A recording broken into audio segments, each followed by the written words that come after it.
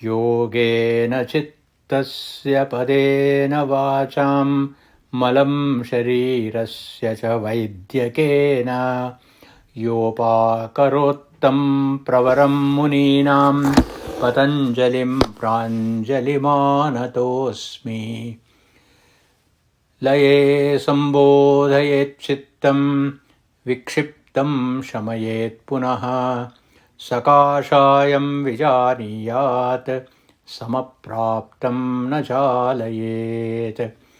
Om. So we have been looking at Abhyasa Vairagya and the evolutes and also the challenges in Abhyasa Vairagya because it requires a very special effort and then intense effort. And not only that, a lot of engagement of the mind, which itself can become very disturbing chittavrittis. So probably some of the paradigms that we have so far spoken, Patanjali Maharshi might have felt that this may not be for everyone. So he has, since any scripture has to be created which can be universally used, and of course Yoga Shastra is definitely one of them, irrespective of the philosophical standpoint, the cultural standpoint, we have seen that Yoga Shastra has assumed universal significance because after all it deals with the human mind. And it also deals with the chitta vritti, and universally everybody wants to have some control on their chitta vritti. And inevitably, when we are talking about the non-specialists, so the non-specialists, Patanjali Maharshi uses the word itaresham. Itaresham can be interpreted as the non-specialist, but who is very, very eager, very keen on controlling the chitta vritti. For that person also has to be given some method by which the chitta vritti can be controlled. And after all, we have already defined that the yogic state is where the chitta vrittis are all completely under the control of the yogi, nirodha. So nirodha can also be achieved by means of Ishvara Pranidhana. So the 23rd to 29th, these sutras talk about Ishvara Pranidhana. First we'll take an overview of these sutras and then try to look at what the sage is trying to tell us.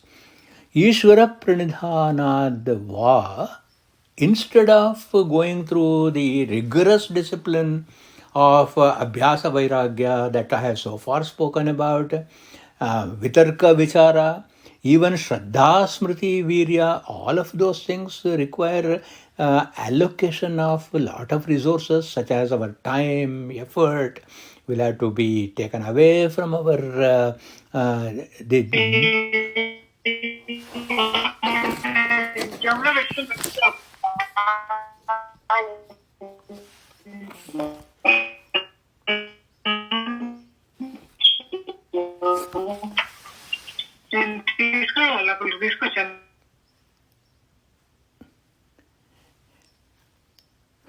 So,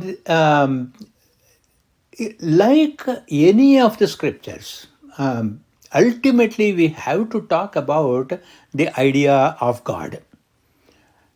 Idea of God, instead of using the word Deva, Patanjali Maharshi uses the word Ishvara. In fact, each word in the Yoga Sutra is selected very carefully because it comes from the root Ish, Ishte, that means one who is having lordship. So therefore he is talking about the lordship. So lordship can be either at the individual level or at the universal level. Here we are talking about the Ishvara at the universal level. And Pranidhana is actually devoted self-surrender. So there is an aspect of bhakti here There is an aspect of surrender, but this surrender is not forced upon the yogi, but it is actually by himself volition, voluntary surrender to Lord. So then the question always arises, who is this Ishvara? Many viewpoints are there. We will see certain different viewpoints about Ishvara shortly. And no definition of Ishvara seems to give exact understanding of what Ishvara is. From whichever branch we come, branch of knowledge we come, we'll see that presently. As far as Yoga Shastra is concerned, he identifies Ishvara very relevantly as another Purusha, because the discussion here is about Purusha. So the individual is a Purusha, and therefore we have to compare apples to apples. So here is an apple which looks like a particular variety. There is another apple which looks like another particular variety, but they can be compared. You can say this is Fuji apple, this is Gala apple, but then you are able to compare. So here is the individual who is a Purusha, then Ishvara becomes a Purusha Vishesha, and we also have to establish what is this speciality about Purusha. So Patanjali Maharshi says this Purusha is very distinct, Visheshaha, that is, he is a spirit, he is a self. We will also define what Purusha is in this context, and he is untouched by any trouble. And this I can understand, because as a human being, I am constantly challenged, I am constantly troubled by many things, internal and external. So there is klesha. But here is Ishvara who does not have klesha, albeit he is still a Purusha. And then because of the klesha, I have to do various activities, karma, and since Ishvara has no klesha, he need not do karma. Or even if he does karma, that karma is not driven by klesha. So therefore he is special. Then obviously all the actions that I do driven by troubles, and these actions will have some outcome, some likable outcome and some outcome that I cannot stomach. So both of those things can happen. But since the Purusha Vishesha is not touched by trouble, and the actions are not driven by any klesha, so he is also untouched by the results of the action. Yes, the prapancha, the world is created, and the world has got these challenges for the inhabitants of the world. But the sukha dukkha of the inhabitants of the world does not touch Purusha, Ishvara. So therefore he is Purusha Vishesha. And then for us, for an ordinary Purusha, all our actions, the troubles, everything will result in certain impressions, latent impressions. We call that as vasana and samskara.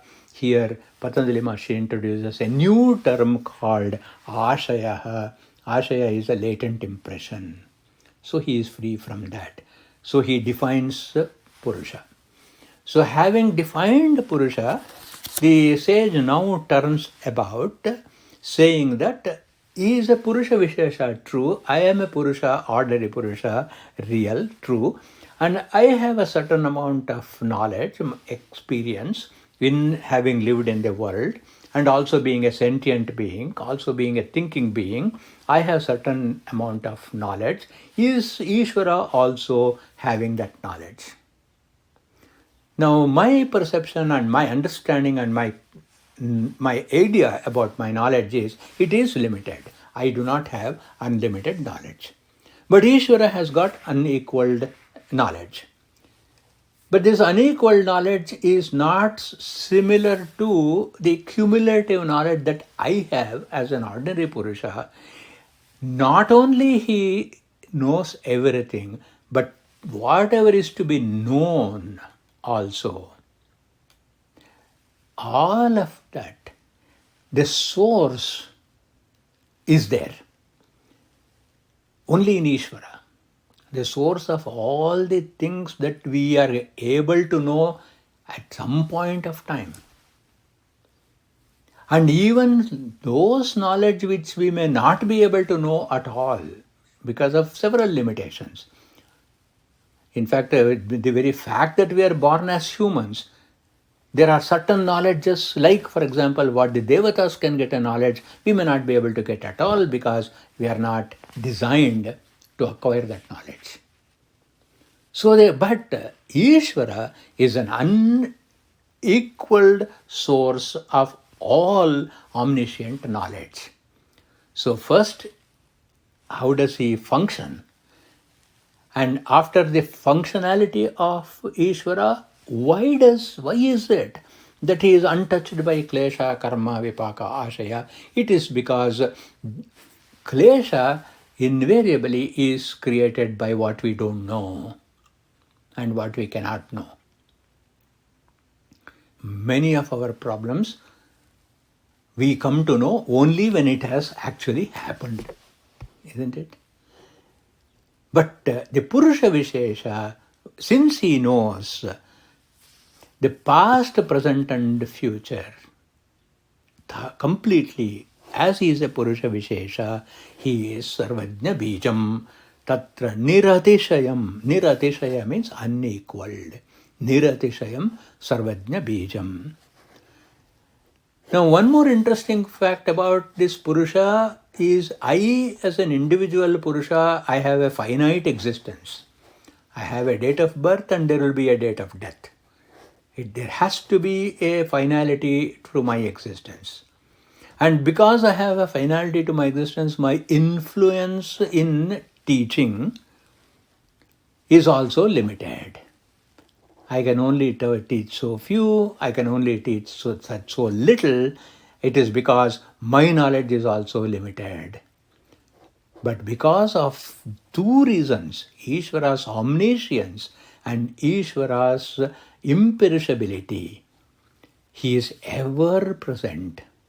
And therefore, whatever traditional learning that I am inheriting from the entire Guru Parampara, Ishvara sits in the mouth of every teacher. And he is the one who makes every teacher speak. If the teacher is telling the truth, he is reflecting Ishvara's knowledge. If he is not telling the truth or if he is not correctly speaking, then he is bringing one's own ragadveshas into the teaching, for which Ishvara is not responsible. But what does Ishvara do? Ishvara makes sure whatever words are used, a shabda, and that word has got a definite and distinct meaning. So the omniscience of Ishvara is every word, every assembly of the words, every sentence that is spoken, whether the content is real or unreal, true or untrue, the meaning Ishvara ensures. So you can see in every sentence and its meaning, Ishvara's omniscience shines through. This is what Kalidasa calls as Shabdo Yatharthaksharaha. We will see that beautiful verse shortly. So we'll get an idea of how Ishvara is understood. Then we need some way to designate some name, because the human mind cannot fathom without Nama Rupa. Unless we have got a name and a form associated with that, it is impossible for us to understand or communicate. So Patanjali Maharshi in 27 says, Tasya Vachaka. You have a question, Hari? I do. So two details. One is that he uses the word vipaka, and is that used by itself, or is it in conjunction with karma vipaka, or is he saying vipaka with It's actually karma vipaka, because The vipaka cannot stand on its own. On its own, it is coupled with the karma. Karma vipaka. Yes. And the second one was, instead of saying sarvajñatva, he uses sarvajñatva bija. I was coming to that. Source, that's why I use the word source. Source, okay. So I use the word, he is the unequaled source of omniscience. Yeah. The reason why the Maharshi uses the word bijam is every bija will sprout, isn't it? So how does a knowledge which is only in seed form, invisible to us because it is embedded inside the earth? So when do we recognize that there was a bija? Only when we see the sprout, we can infer that there was a bija. Without this bija, the sprout could not have arisen. So why he uses the word sarvajna bijam is lot of knowledge which we do not have today will unfold in course of time. When it unfolds in course of time, it cannot have happened from the void. See, then Shunyavada, we cannot say that suddenly the inspiration came. How can the inspiration come without the source? And therefore, Ishvara is the source of even all future knowledge. So for the source, the best word that you can use is bijam. Because if it is only a source in the sense of a repository, in the sense of a book on the shelf in the library, then what happens? Unless there is an activity on the part of somebody to pick up the book and read, that knowledge will not be available. But the beauty is Ishvara, because of as Sarvajna Bija, and also he is the Lord over the Panchabhutas. Without an individual Purusha's intervention, knowledge he can manifest. So he becomes the Bija. I was little intrigued by that's definitely a great point of view, but still little intrigued by why did he use instead of Jnana Bijam, he says Sarvajñatva Bijam. Like, somebody can be a source for knowledge. The source for omniscience is little not very explainable. That is somebody is omniscient or not omniscient. How can somebody be the source for omniscience? That means someone else has omniscience. That also means that a Parama Yogi, because of Ishvara Pranidhana, in his mind, the Sarvajñatvam also can sprout. We have the Puranic accounts of Trikalajnani Maharshis. Yeah. So in the individual Purusha also, if Trikalajnana can be enabled, who enables it? The source is Ishvara. It is it. Therefore, the Sarvajñatvam of a Vasishta Maharshi, the Bija is found in Ishvara. Yeah, that's beautiful. And the beauty of this is it gives an enormous amount of hope to all of us. By proper Ishvara Pranidhana, since Ishvara's Pranidhana is happening in my Chitta Vritti, and when Ishvara is incorporated in my Chitta Vritti, the Sarvajñatvam of Ishvara also gets into my Chitta Vritti. Isn't it? And my mind becomes a fertile field for that Sarvajna Bija to sprout. The reason I was emphasizing was, I'm trying to understand this from a point of view saying, the feeling I get is that Patanjali thought about Ishvara as a principle rather than as a person. Which so is he true. says Purusha Vishesha, he thinks it more as a principle or a manifestation of the principle of Purusha. True. Rather than a separate Purusha himself. True. That is, we are not talking about an anthropomorphic God here who has got this Sarvajna Bija. We are talking about the principle of Purusha Vishesha, and that is why I mentioned this Purusha Vishesha when we do pranidhana, when we worship, comes into our Chitta Vritti along with the Sarvajnatvam. That's true. And therefore a yogi can also become a Trikala Jnani. That makes sense. Otherwise, see, why should we worship Ishvara? See, we are all asking always, okay, you ask me to do something, what's in it for me? So basically, what is in it for me? I am actually a disturbed person. I have got a klesha, and therefore I want to remove klesha. And here I have got Ishvara, who has no klesha. Yeah, fine. There are so many people who are happy. That doesn't make me happy, right? Only He thing hasn't is, defined kleshas yet.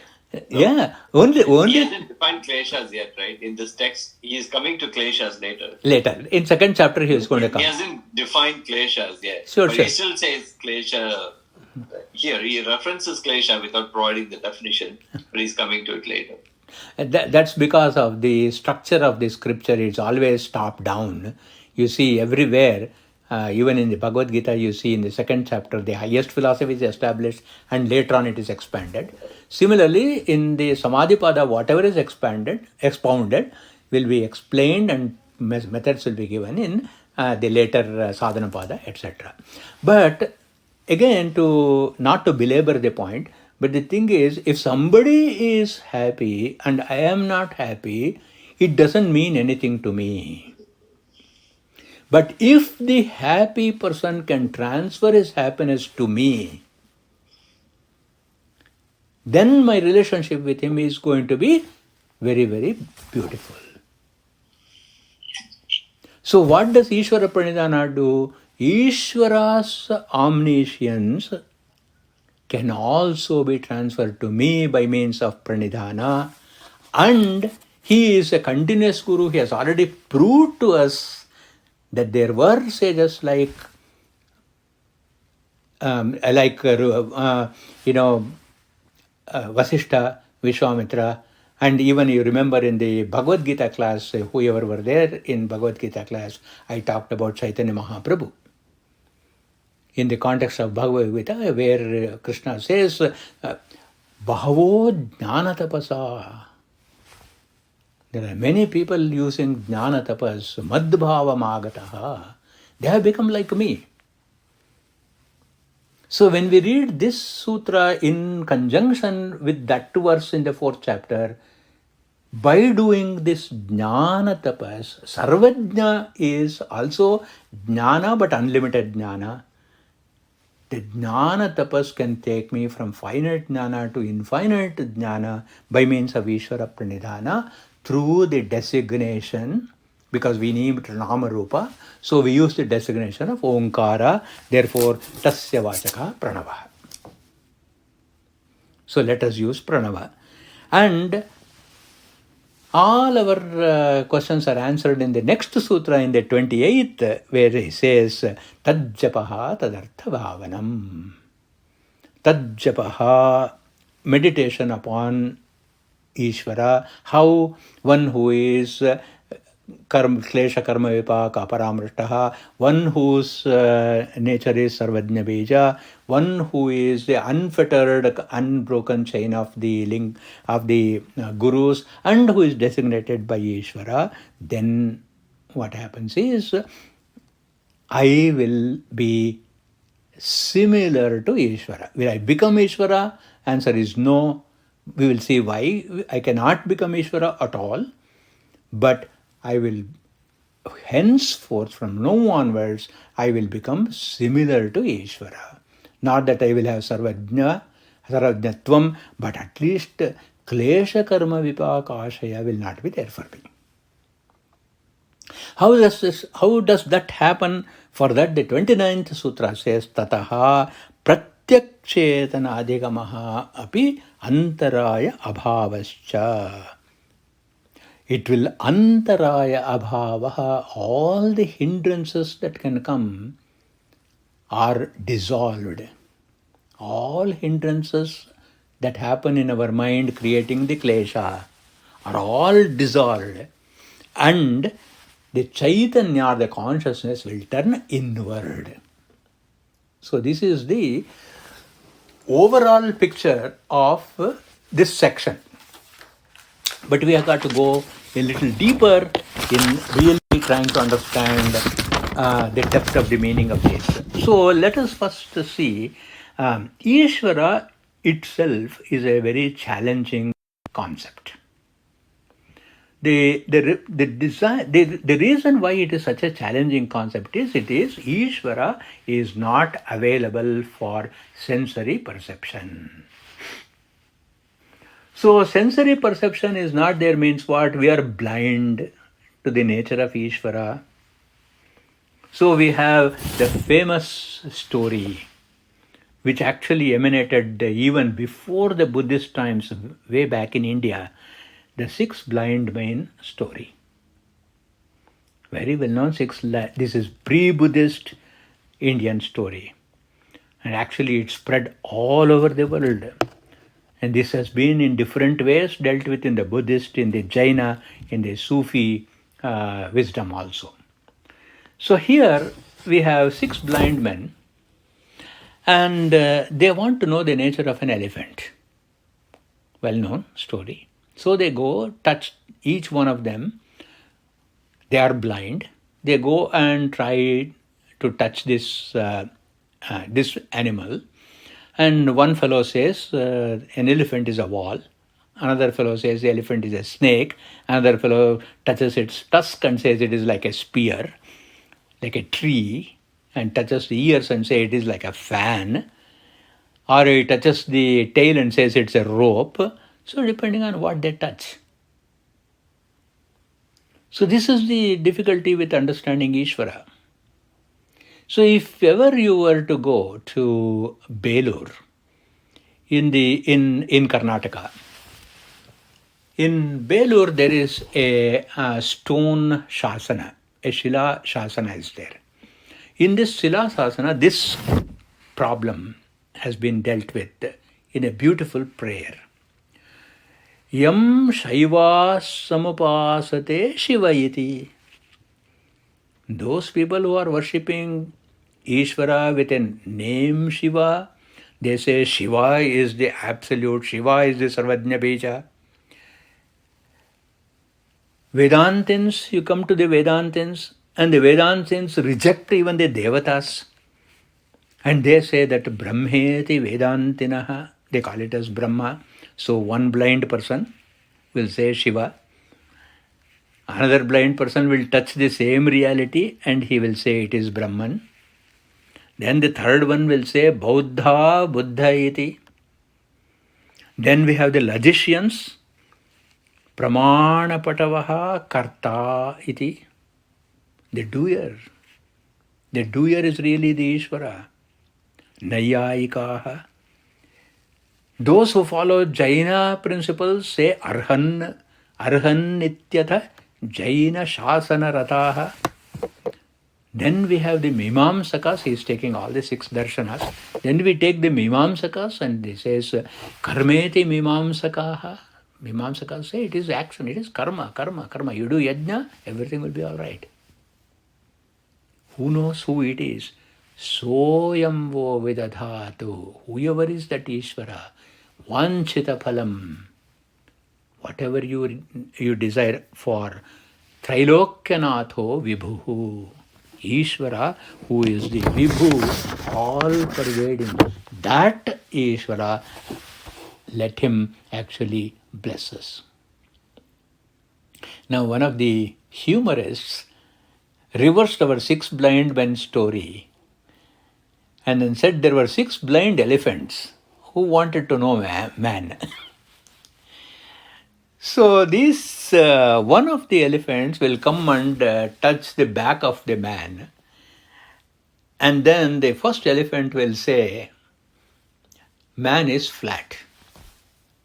And the five other elephants agreed. So this again, this again you can see how Ishvara becomes so difficult to define. But still, we need Ishvara. Why is it we need Ishvara?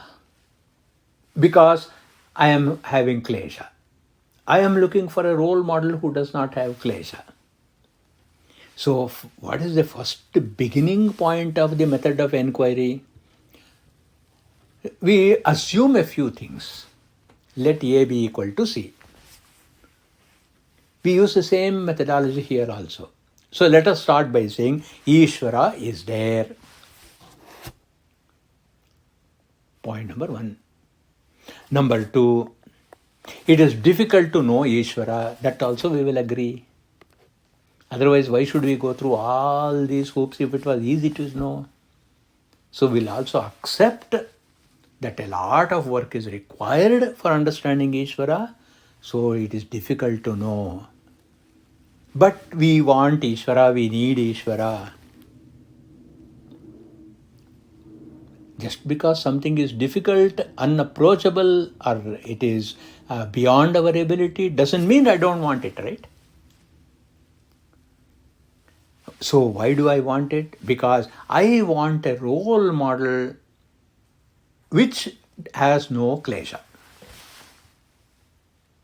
Suppose I take any other human role model, however mature that human model is, still you can see affected by klesha. And therefore, whatever that person is doing to overcome klesha is not working for him. How can that person be a role model for me? Because he is not successful with his own overcoming klesha. And therefore, I want a role model who is infallible. So the aspect of infallibility of Ishvara is recorded as a role model in Sutra number 24 by Patanjali. That's his genius. As Hari rightly said, let's take Ishvara as a concept. But even as a concept, a definition of a role model is the first step in any sadhana. And he achieves it. But there is a prerequisite for that. The prerequisite is I must at least suspend disbelief and say Ishvara is there. And admit that it is hard to know Ishvara. And thirdly, establish the sankalpa or the desire, that is, I want Ishvara. With these three prerequisites, Ishvara Pranidhana becomes possible. If we don't want to do that, what is the other choice? The other choice is you go back to the earlier Sutra number 12 and start Abhyasa Vairagya, and then of course you will go through all the challenges of Abhyasa Vairagya. So then we need to know who is this Purusha. Purusha means Shete Jivena Rupena Pureshu Purushaha Asau is the definition from Bhagavata. So Bhagavata defines Purusha as Jivena Rupena, as a live being, resides in a form. And that form is Purusha. So therefore, now Purusha Vishesha, Ishvara, if I have to call him as a Purusha, then he must also reside somewhere. He must reside somewhere as a jiva, as a living entity. So, how to understand that there is a living entity as Ishvara? Now, what is the limitation of our knowledge about living entity? We know only those living entities we observe by means of movement, isn't it? Now, here is an insect which moves, volition, out of its own volition. Car also moves, but it cannot move by itself. There has to be a driver. Whereas an insect moves by itself. So we can say an insect is a live entity. Then in that case, is Ishvara a live entity inhabiting in a form? Here I am turning to a very beautiful verse by Kalidasa in his Nandi Shloka of the Vikramorushya drama. In this drama he says, Vedanteshu yamahuhu ekapurusham. In Vedanta, the sages have called him as Eka Purusham, the one Purusha. So what is this one Purusha like? Vyapya sthitam rodasi. Rodasi means space. He has completely enveloped the entire space. Now in this, Kalidasa wants us to imagine a sentient being which we have never seen, but he describes that particular being. Vyapya sthitam rodasi, who is completely not only enveloping the entire space, but space is not enough to accommodate him. Now he brings in that twist. Vyapya rodasi means he is actually pervading the space, but why did they use the word sthitam? Means even the space is inadequate for containing this Ishvara. That means the infinitude of Ishvara is explained in finite terms. When you see a functioning, intelligent human being, you can only recognize that he is a human being, he is of this height, weight, etc., etc. But what he knows, we don't know. Even in conversation, what he knows, we don't know, because it's not exhaustible. We cannot exhaust all the knowledge of another person in any number of sittings, isn't it? So Sarvajna Bija Sarvajna is also like that. Vyapyasthitam rodasi. Yasmin Ishvara iti. See, this is where this particular verse beautifully connects Patanjali's Yoga Sutra with the same terminology. Whomsoever Vedanta calls as Purusha, the yogis call it as Ishvara. Yasmin Ishvara iti. Now, can there be any number of Ishvaras? That also we will examine when we get into the to these sutras in greater detail. Can there be multiple Ishvaras? So Kalidasa says, no, Ananya Vishayaha. The word Purusha, word Ishvara, that is Purusha Vishesha actually, cannot be used for more than one. Because how many Sarvajnas can be there? Sarvajna Bija can be there. Only one Bija can be there as far as Sarvajnatvam is concerned. So, Yasmin Ishvara Ityananya Vishaya, then that Ishvara is constantly revealing himself to me. How do I know? Because you will be able to know that a person exists when you are in that person's presence and you are looking at the person, either in person or virtually. You can think about a person. But here, Ishvaras cannot be even thought, because he is beyond speech, beyond comprehension.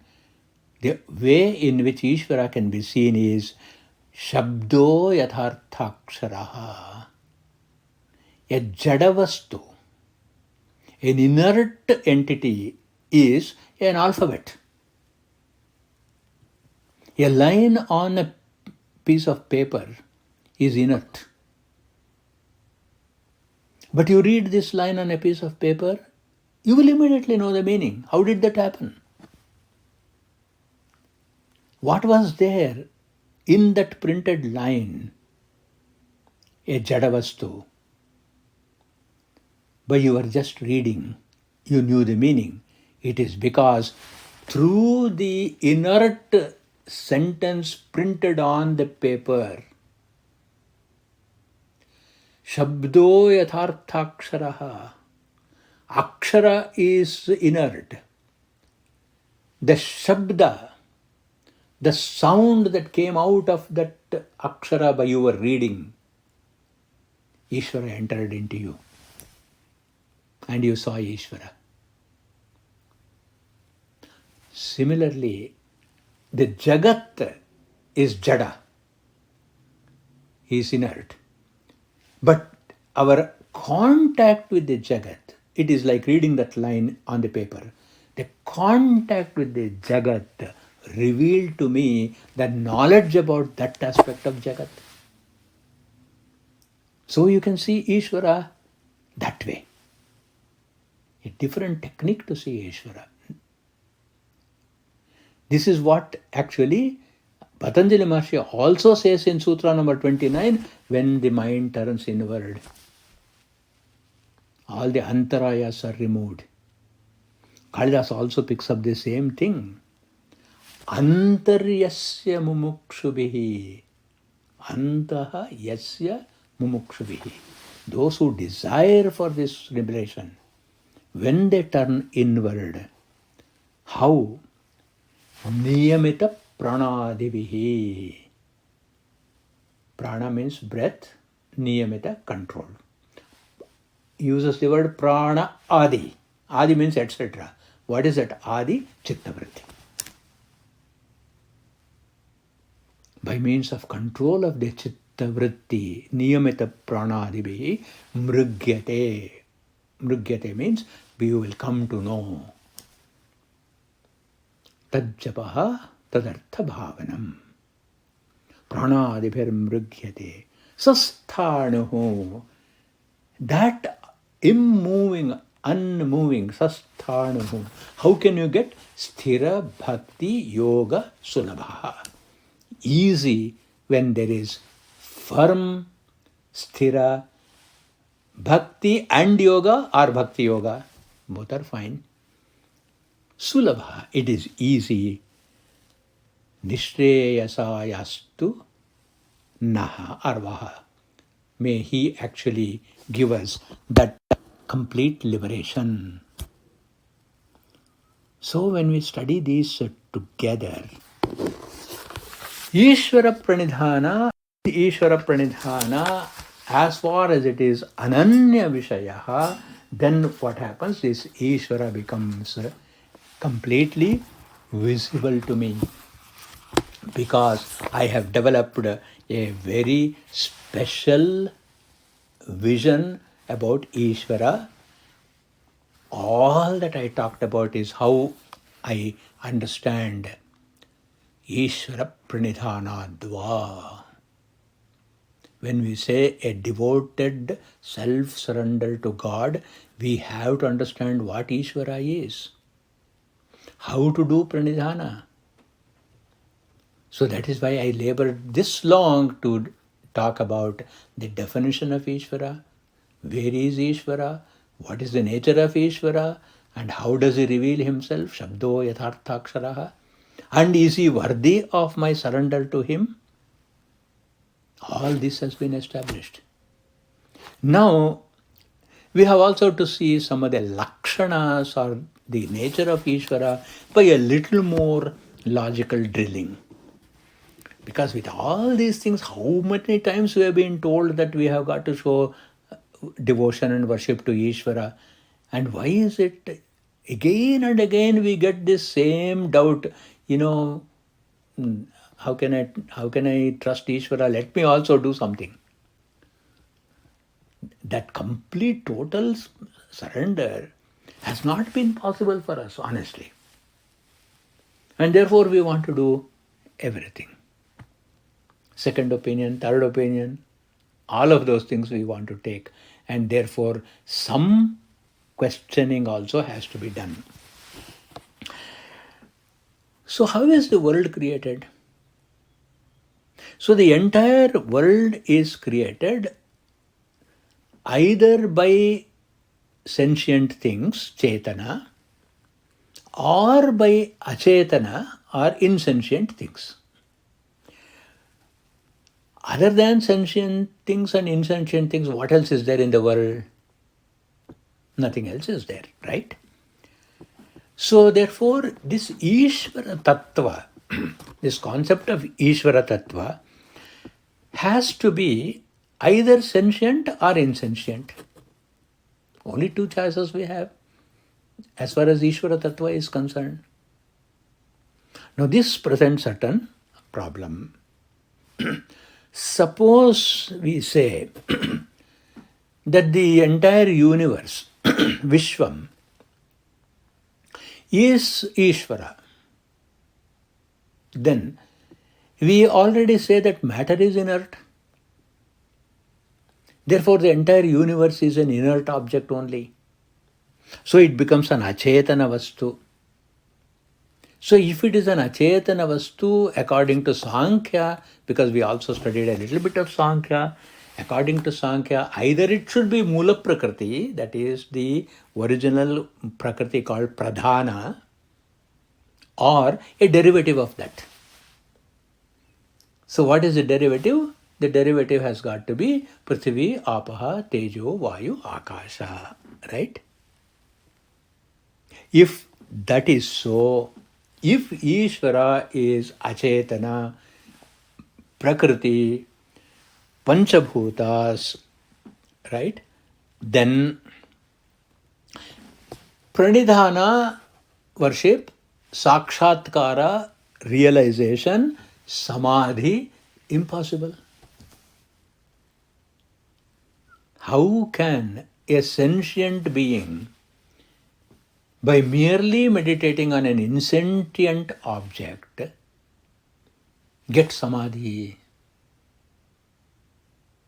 Because the Samadhi bija is not there in an insentient object.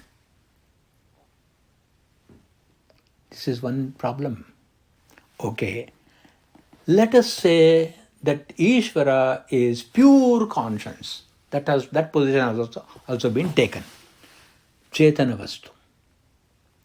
So how did we define complete Chetana Vastu, where there is only consciousness?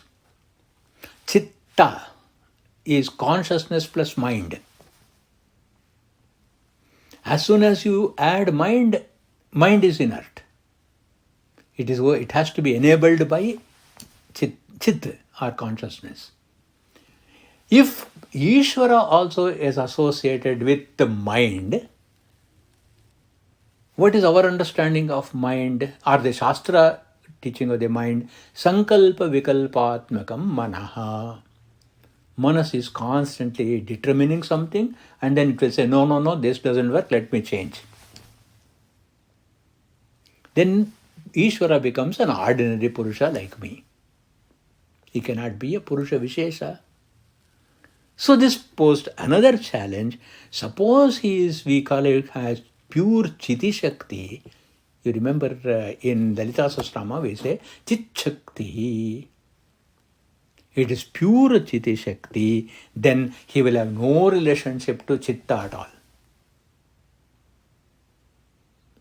So when the Chitta Sambandha is not there, and he has no idea of I, Asmita, I, is not there.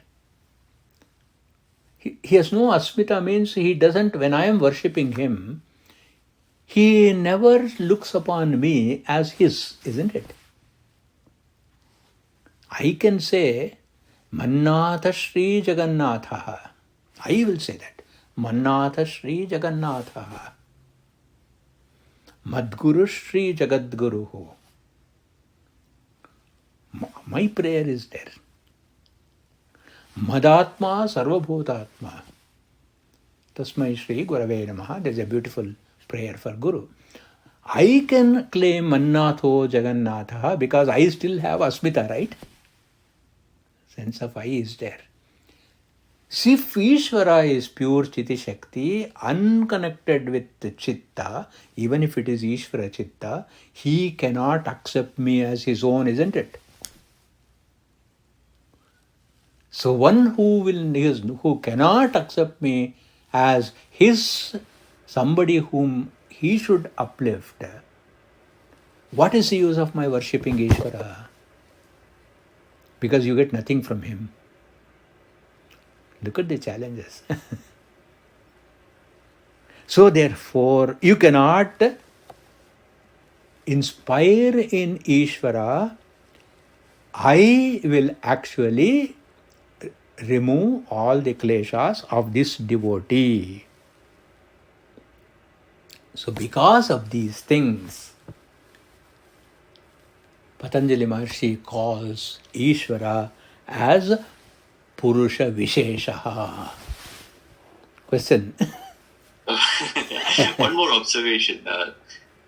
When Patanjali offers this Ishvara, he doesn't give the lordship to this Ishvara. He's not giving even the creatorship to the Ishvara. He's offering it as a Purusha Vishesha, not defining Ishvara in the typical Bhakti Yoga way of looking at Ishvara. I don't know if you had. That's where I'm driving. That's where I'm driving I'm driving our conversation by saying that the Ishvara Bhakti, as far as Yoga Shastra is concerned, a mere emotional relationship with Ishvara is unsustainable. Because suppose we take him as the Jadavastu, useless. Suppose we take him as Chit, useless. Therefore, who is this Ishvara in Patanjali's view? He is only an ideal. So that's why I gave so many arguments of saying, is he Prakriti or is he Chetana? If he is Prakriti, no use. If he is pure Chetana, no use.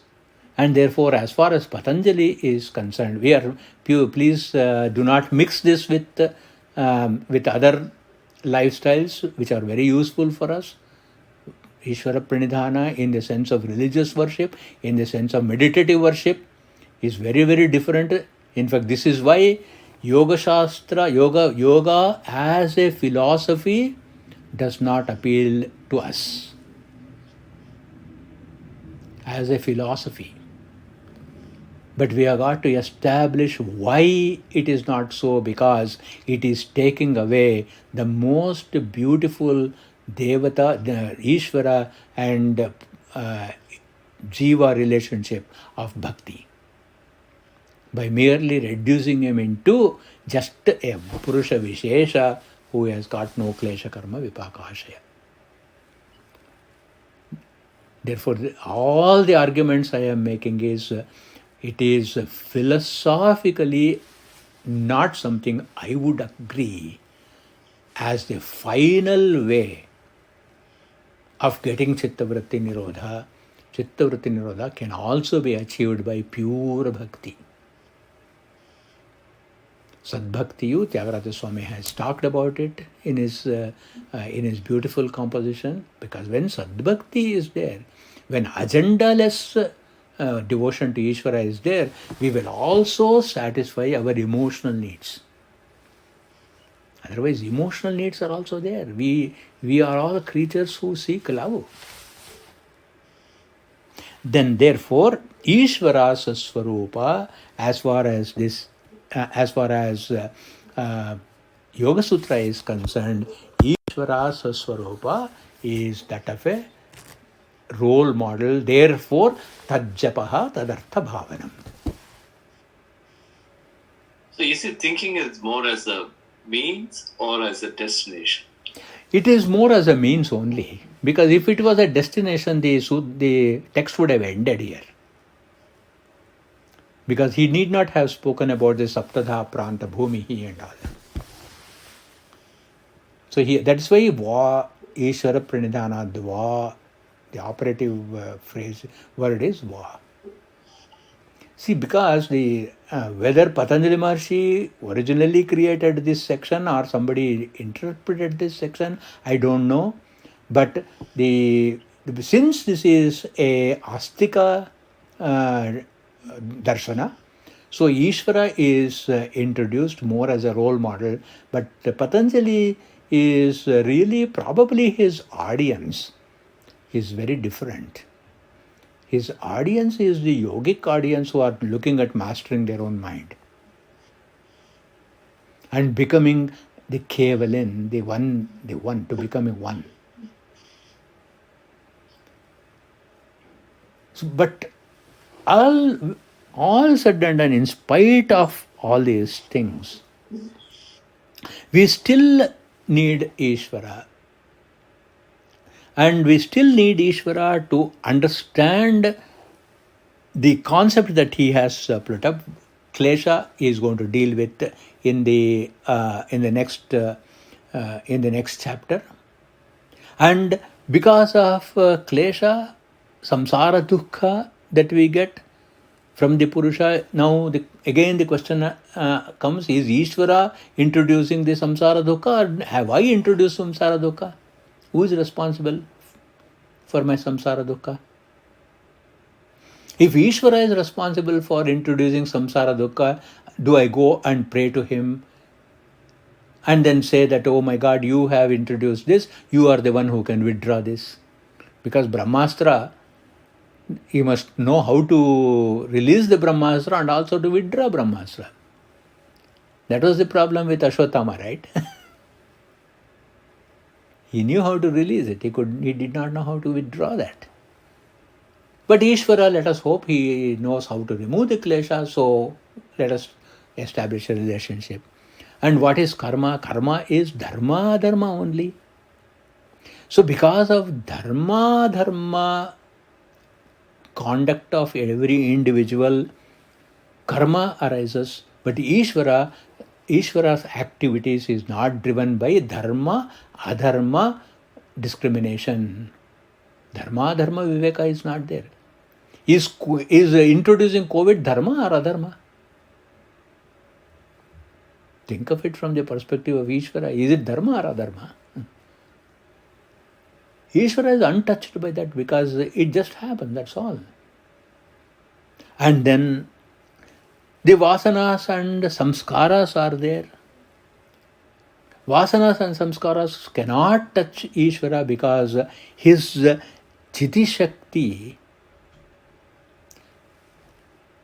associates itself with the universal Chitta and manifests as Jnana Shakti, Kriya Shakti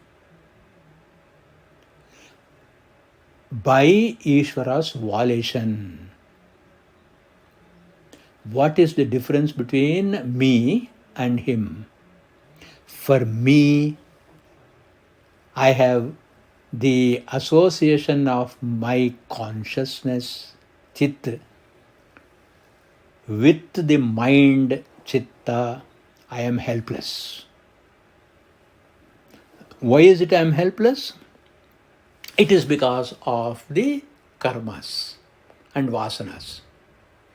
Ishvara has no karma and vasana, and therefore his association with his mind is voluntary.